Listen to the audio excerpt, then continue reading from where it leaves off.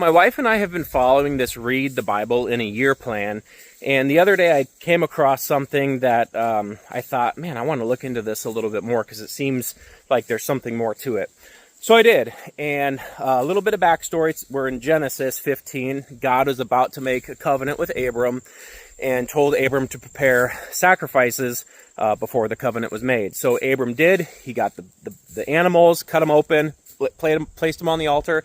And in 15 verse 11, it says, the birds of prey came down on the carcasses, but Abram drove them away.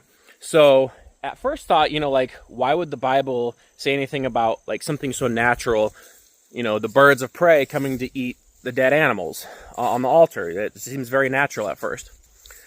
But the more I thought about it and kind of looked into it, the more I realized that it wasn't just talking naturally about birds coming to get their lunch.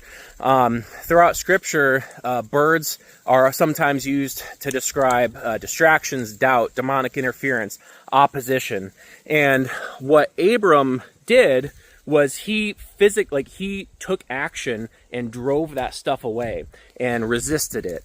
I think a lot of times what Christians think about, God's plan and God doing stuff is that we don't really have any power to control what goes on in our lives. But we do. We are responsible as Christians to guard and protect and resist spiritual forces, opposition, anything that will distract you from fulfilling what God has called you to do, or fulfill what God has placed in your heart to do, or anytime that you're doing something godly, you'll start feeling attacks, in your life. And we as Christians have the power to overcome these oppositions.